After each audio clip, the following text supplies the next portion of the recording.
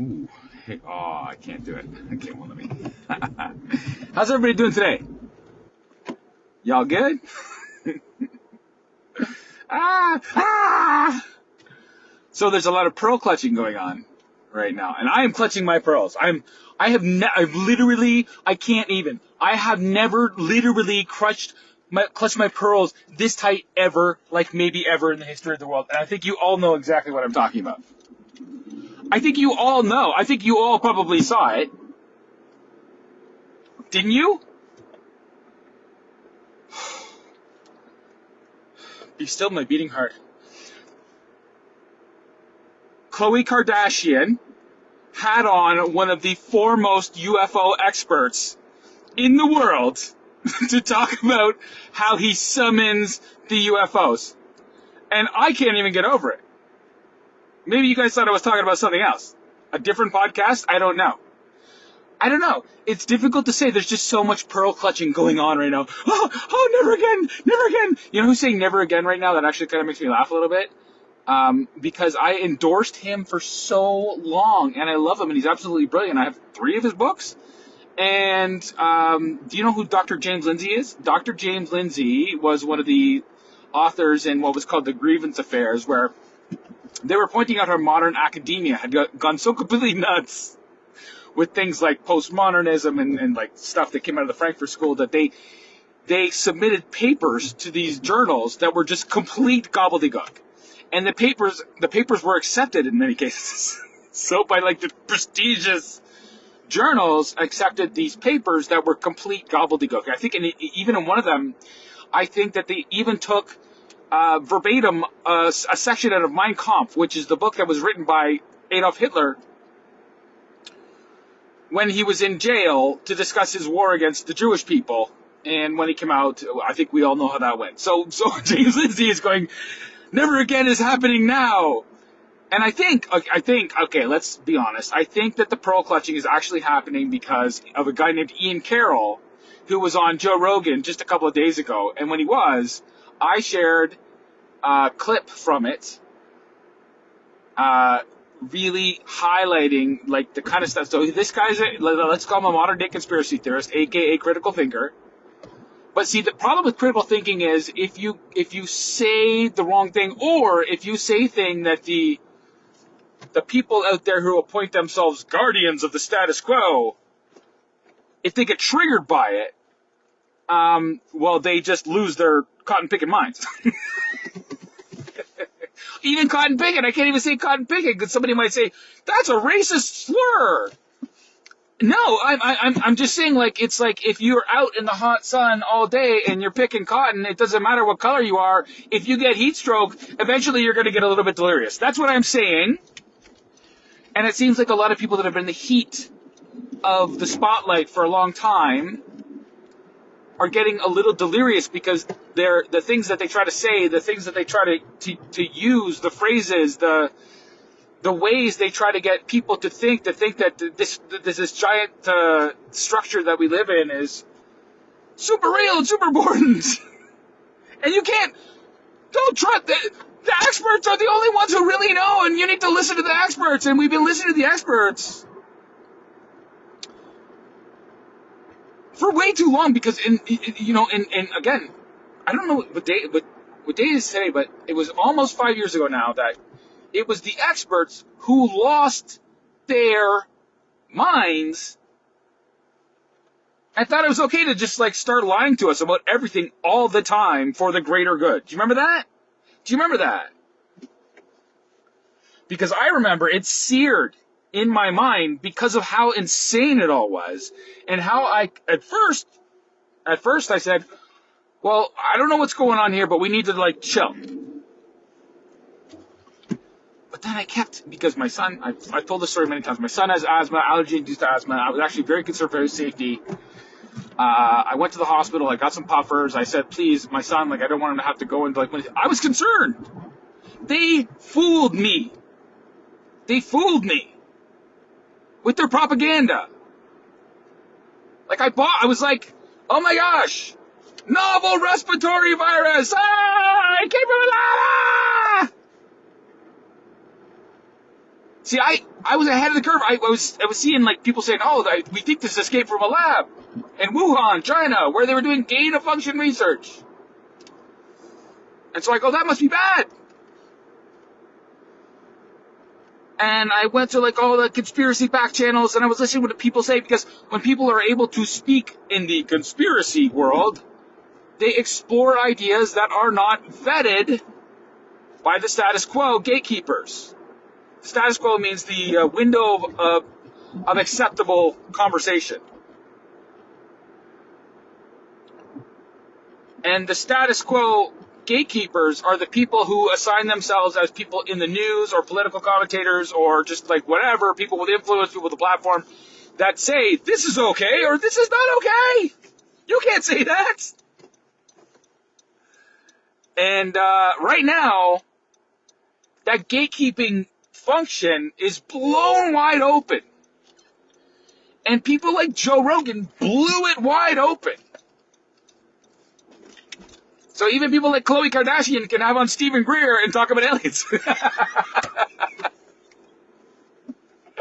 Anyway, I'm going to the gym. I'm going to listen. I cannot not listen to that podcast. I have to listen to it like immediately. But I will tell you this. I did a Substack this morning, and I'm talking about what I'm always talking about, which is artificial intelligence alignment, because not a lot of people, no matter how big the gates, doors have been blown wide open, very few people really understand what we're talking about when it comes to artificial intelligence. And I'm writing another stack where I'm actually I'm digging into the details of that a little bit, because I think a lot of people think that artificial intelligence and like algorithms or technology are like the same thing. They're not the same thing. They're not the same thing. They're not the same thing. So one, like, will monitor your vitals and give you statistical analysis and use algorithms and things that are like within a defined set of parameters, a program. And the program will tell you things that you want to hear. The paradigm shift, and people really need to understand this, happened when, instead of telling us the things that it was pre-programmed to hear, it started speaking. And people went, whoa! This thing is talking to us!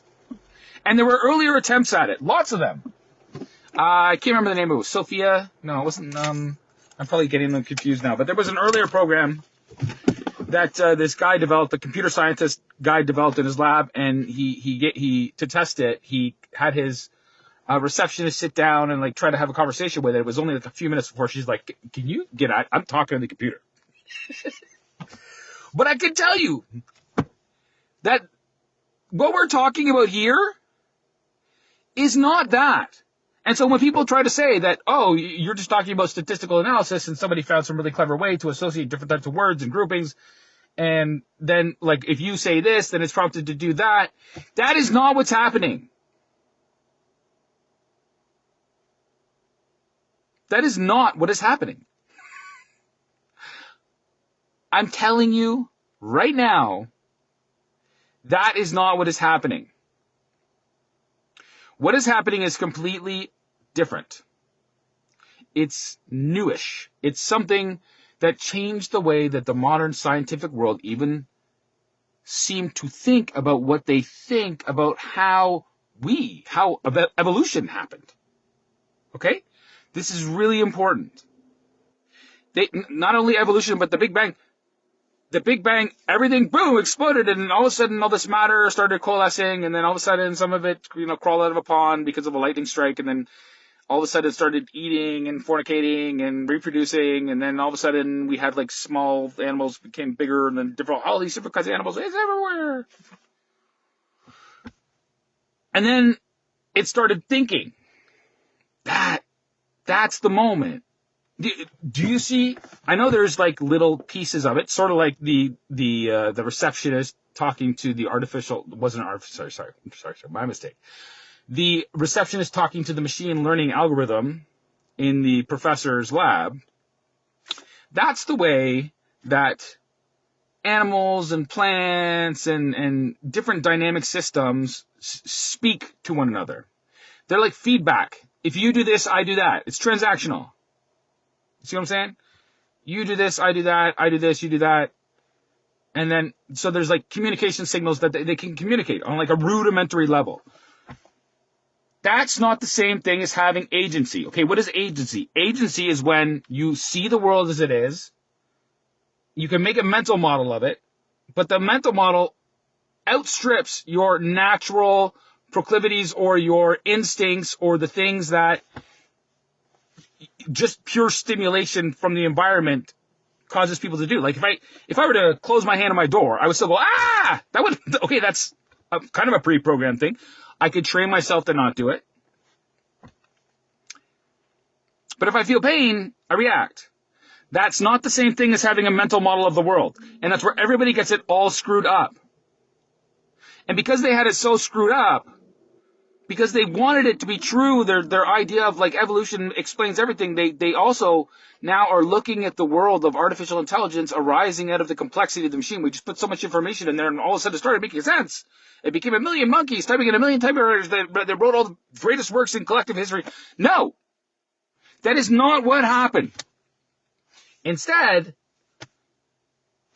modern science has brought us to the point where we realize that things are not necessarily what we seem. And it might sound crazy for me to say that, but if Joe Rogan says that to Andrew Schultz, perfectly normal. If a guy that wrote a book named Tom, what's his name right now? I don't remember. Doesn't matter. Joe references this guy on the pod that he did with Andrew Schultz yesterday, and he's talking about the fact, I just don't think reality is what we think it is. Yes. It is not. And I was having a debate with my buddy who's like, he's the weirdest thing between I'm a flat out materialist and a kind of like a spiritualist, because he sees that there's these forces in nature, but he thinks that they're all just kind of like natural. In the same way that we think that evolutionary forces are natural. And so we put that belief that we believe that evolutionary forces are natural and always evolving forwards into greater states of complexity or whatever Stone Age theory thing says. That presupposes that now you take that and you basically you back. What's the word I'm looking for? Ugh, I'm tired. I'm going to the gym. I'm trying to finish this up. Back engineer. You back engineer all these things into the way that you think about things. And I wrote a stack this morning that shows that doesn't work. And I also wrote a stack that shows that the way that we think about how we back engineered it into all of our other theories, and now we're calling it this new kind of theory called emergence theory, which makes sense. Oh, we know why it talks, because emergence theory. You cannot believe simultaneously evolutionism and emergence theory. They're complete opposites. And I can't really, I could explain it to you, but like instead of me explaining it to you in a way that's, I'm going to lose you, I wrote it down for you. And I had ChatGPT kind of like break it down in a way that you can understand. And I posted it on my Facebook, and I want you to go, if you feel so inclined, go read it. If you feel like hearing something like maybe you've never heard before, go read it. If you feel like thinking outside of the box in a way that maybe you've never done before, please go read it. But if you feel like everything is scaring the shit out of you, and that our fearless leaders leading us into World War III, and that they're saying that artificial intelligence might kill us, it might not kill us, if that doesn't bother you, move along. Move along. I'm not talking to you. If you don't think it's important that we should care about the future and about our children and about what the world is going to look like, if you think that we should care about that kind of stuff, then this is for you. If you think that our leaders right now leading us into World War III because they have like some sort of like great responsibility to protect us from like all the bad people, I'm not looking for you, because those people are clearly acting like morons. And if you don't see it, if you don't see how the actions that they're taking right now might hurt you and your family in the future, the very near future, if you don't see that, all the power to you. Go do whatever you're going to do. Go to the mall, go listen to Khloe Kardashian, go do whatever. But you do not have what I'm looking for right now. I'm looking for the people with the ability to think beyond their own particular position in life right now. I'm looking for the people that can actually think, wait a second, maybe we can make a difference. Maybe there is something we can do. Maybe this fucking crazy guy isn't so crazy after all. That's what I'm looking for right now. And if you happen to be one of those people and you can challenge yourself to think, I invite you to read it. And if you disagree with me, I invite you to tell me why. Tell me the flaw. Plug it into your own artificial intelligence. Find out what's wrong with it. Please. I'm begging you. I'm just begging people to engage. Okay. That's it. God bless you guys. I'm going to work out.